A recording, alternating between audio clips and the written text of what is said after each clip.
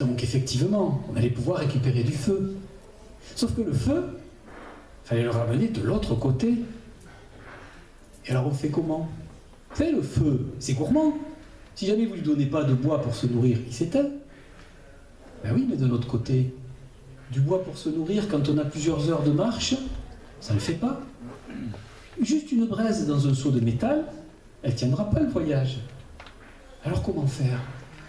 Et alors là, il y a eu toute une discussion entre le petit groupe, et heureusement, il y en avait qui savaient certaines choses, et d'autres qui en savaient d'autres.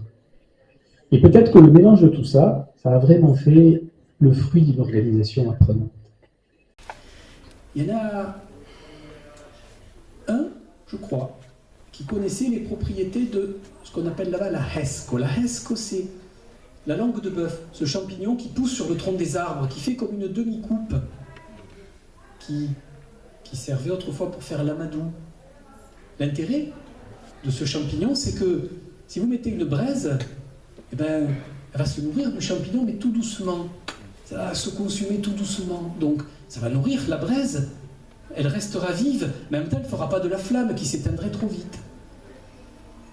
Et ça, c'est bien, mais s'il y a du vide, alors on peut en mettre deux, mais et heureusement, il y avait une femme là qui connaissait les pouvoirs de ce qu'on appelait jadis l'herbe aux femmes battues, la clématite, l'herbe aux gueux aussi.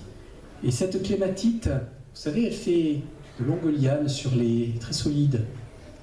Et grâce à la clématite, avec les deux langues de bœuf, ouais, il y a une jolie musique qui a commencé à ce moment-là, parce que vous savez, c'est la musique qu'il y a au-dessus de la tête des gens quand ils ont trouvé une idée. Ça fait comme des petites étoiles, et donc tous ces gens... Vous pouvez la refaire, la musique, ça serait super. Je vois, ça tombe bien dans mon histoire. La petite musique au-dessus de la tête des gens, pendant qu'ils rejoignent les deux coupes de la Hesco, c'est presque une musique sacrée. Vous pouvez pas me la refaire, c'est dommage.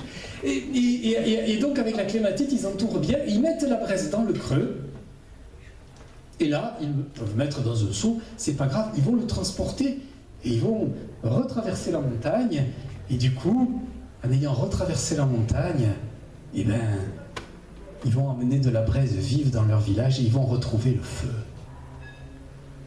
Et je vous jure que dans ce village-là, depuis, la langue de bœuf, la hesco et la clématite, ils passent jamais à côté sans dire bonjour, bien sûr, forcément, quand on en a reçu le feu.